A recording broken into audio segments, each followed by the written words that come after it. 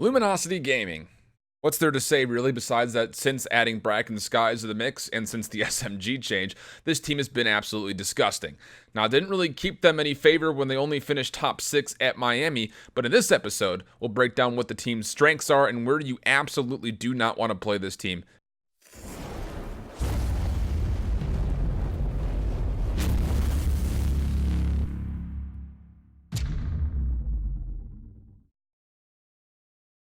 What up, COD fans? Welcome back. Good to see you guys. We're moving on to Pool E and the top 6 finish of Luminosity as the number 1 seed. This is going to be interesting because there should be no reason that Luminosity should lose a single game in this pool. Let's be completely candid about it. But will there be any surprise potentials, and what are the biggest strengths for Luminosity as far as their tournament as a whole? That's what I'm really going to be looking at here because, again, I don't anticipate them losing a game here in this pool. But beyond that, even if they do, there's really a very, again, maybe 2% chance that this team doesn't make it out of pools, if that. I mean, even that sounds disgusting coming out of my mouth. So let's take down and look at this pool just quickly before we break down the team as a whole.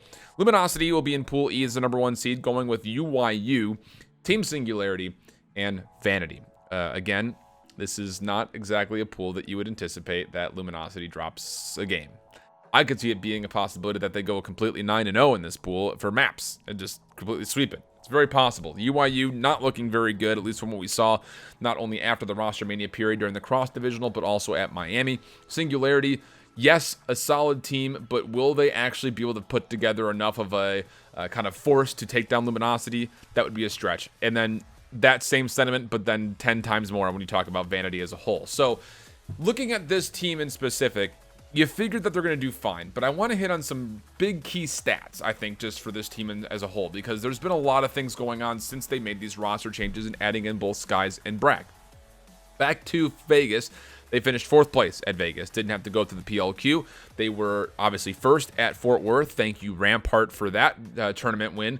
London, they were top 8. A little bit of a slip there after, again, the crowd was just harassing them over and over and over again. And then they came to Anaheim and did not have that great of a performance, a top 12. And then it was Miami where they were actually able to finish top 6 before they would eventually lose out. But again, here are the key things about this team that have really been interesting to see as far as since this roster changed. They get a lot better, obviously, because you're dealing with a couple of weaknesses that were there in the Maddox line. You know, a couple of issues with Gunless. You know, you go back to the mid-season, and there was a bunch of issues with that. So you bring in 2 very solid up-and-coming players in Brack and Skies. And they kind of take the mantra of all these other teams that are out there are trusting in new talent. And it's carrying them, or at least giving them enough of a force to be a major contender time in and time out. You're seeing it with the 100 Thieves. You're seeing it with FaZe. You're seeing it with Optic. You're seeing it with the United.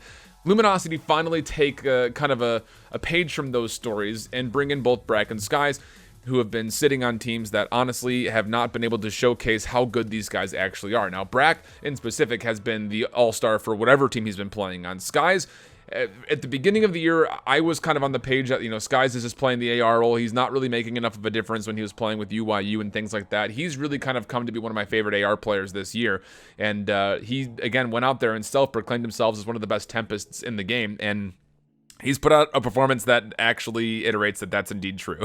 He's been looking very, very good. But this team as a whole, you look at this since the roster changes, this team is disgusting at respawn. They're 12-5 on hardpoint with a plus 40 or so average per map in scores. That's nuts. That's actually insane. As far as the overall averages go in hardpoint, the numbers that Luminosity are putting up are just below that of 100 Thieves.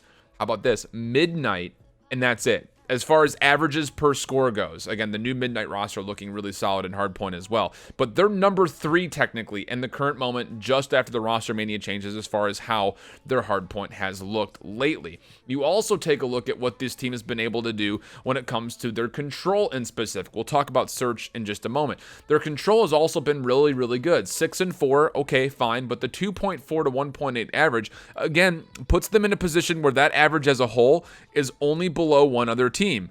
That's in Midnight. Okay, I keep bringing that up, and actually FaZe Clan technically have a better average than they do as well.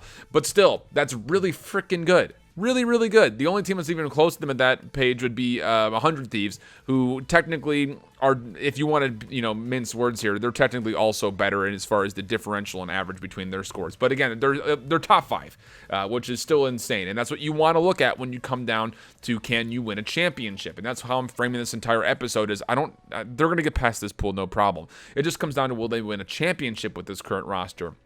Their search and destroy is where I start to feel a little bit more concerned. Now, they did not have a great Anaheim or a great cross-divisional when it came to their search and destroy in specific. However, you get to Miami, and they started to look a lot better when they were able to find wins, a very regular amount of wins. 5-3 they were at Miami. But again, a big but in this one is the fact that their average at Miami was only 4.8 rounds for them to 4.7 against them, which again goes to show that all of their games are very, very close. They had one blowout. It was versus Optic where they went 6-1. That was mixed up with 3 different times where they were 3-6 in the rounds, losing to Units, Reciprocity, and FaZe. And then they had a couple other 6-5 wins and 6-4 wins. So search and destroy is the one mode that I'm looking at this squad of, can you really clean all that up? And yes, this team, that is a better search result for you at Miami, and even their cross-divisional wasn't terrible. It just comes down to, can you be consistent? I think this pool is a really good opportunity for them to not only try to build towards that consistency, but to kind of reiterate on a couple of things that they've been a little bit weaker on. You take a look at their maps in specific, this is a team that has been 100% focusing frequency hardpoint. They have played this map more times than I could even count in real time right now between Anaheim and Miami. They also, at Miami, played a ton of Hacienda hardpoint. This roster has played zero gridlock. Zero gridlock when it comes to hardpoint. Literally, they've only played it 3 times, and that came all the way back in week 1, week 2, and the first game of pools. They're 1-2 in the map as a whole. They have not touched it the entirety of the season since then. That's insane. You go to search and destroy. This team hates frequency and payload search and destroy. 2 times they've played frequency. That happened in week 2 and at Fort Worth. The last time they played payload was just before Anaheim, and the last time they won at payload search and destroy was just after Fort Worth. It's the team that is very, I won't say one-dimensional in their map pool, but they're very picky about what they play maps-wise. You then go to control. This team hates playing on Arsenal and is only just recently playing more Seaside. They've only played Seaside 6 times. They've played it 3 times since Anaheim. They're 2-1 on it since then. But again, there are very clear patterns as far as what Luminosity likes to play on. And that's where I start to pin up their weaknesses as a total team, because they only really live on a handful of maps. Frequency is by far their most played map on Hardpoint, and their only map that they're actually really fantastically good at. 18-13 overall since the beginning of the season on a map like Frequency. They've been playing more Arsenal lately too since Anaheim. They've played it 3 times since, but they've only played it 14 times total. So again, this team is very one-dimensional when it comes to their Hardpoint and where they find success. They played a bunch of Hacienda at Miami, but only won it a single time. That was against Optic. So that's where my biggest worry is for this team is, can you diversify your pool, your map pool, and be better at more maps? Because if they're only going to be able to do well on a handful of maps in Frequency and a couple of maps in Control, and then they're really, again, kind of rooted between 3 maps on Search and Destroy, that's an issue. And teams will pick up on that in the CWL that are shooting for championships. Coaches will pick up on that. If I'm able to pick up on that just by looking at a spreadsheet, coaches will 100% start to realize the pattern as well. So that's the biggest thing for me when it comes to Luminosity is, can they get more flexibility across multiple maps? The other question for me comes down to, when you are playing on maps like Seaside and Frequency, when it comes down to things like the Control and the Hardpoint, do you have the flexibility in your roster to find a way to run triple SOG against teams like E United that want to do exactly that? That's another place where I think they started to look a little bit weaker when it came down to Miami. Again, these are all minimal things. You know, their loss that they had to FaZe Clan was a pretty tight loss, a 189-250 loss on the Hardpoint of Hacienda, a 3-6 loss on Arsenal, and a 1-3 loss on Gridlock. Similar story for Reciprocity as well, a 243-250 loss and a 164-250 loss on the Hardpoints, a 3-6 loss on Gridlock, and then a 6-4 win and a 3-1 win. But again, it comes down to, will they be able to start dominating in the SOG line, and will they have the flexibility to move to other maps, or can they potentially find that triple SOG flex from somebody like Brack or somebody like Formal? a lot of questions as far as is this team championship quality.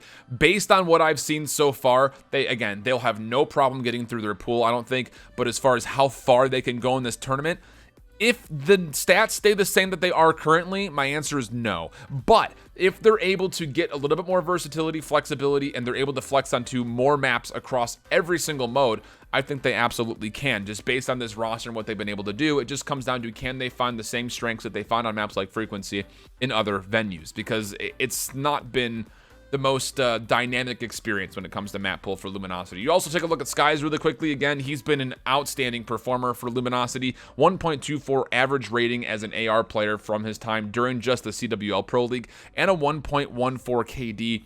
Insane numbers for an AR player. Skies has really done it all. And again, I had said at the beginning of the year that I wasn't super impressed by Skies. I immediately apologize for that, because he's been nothing short of impressive since he's been able to not only finish out his time with previous teams, but also since he's joined into Luminosity. So that's going to conclude things here for our Luminosity video. No chance to really do much as far as an interview. So again, you take a look back at the pool just very, very quickly. Shouldn't have a problem with UYU. Shouldn't have a problem with Singularity. Shouldn't have a problem with Vanity. I've got this team making their way out of pools 3-0, no problem. Likely at least a 9-1, 9-2. I can't see them losing more than a handful of maps. As far as everything else goes from here on out, we're going to keep digging through the pools. Again, if you guys are enjoying the content, make sure you subscribe, get the notification bell ring so you know when my videos do pop up, as they're coming pretty randomly throughout the entirety of the day. And if you are enjoying the video content, why not get out there in social and give it a little bit of love as well? Love to see you guys kind of pushing the media a little bit further around. I know a lot of you guys that are out there in the notification squad are huge supporters, and again, I appreciate that very much. The next thing we can do besides just coming back and watching is to try to push this to more people and get more eyes going.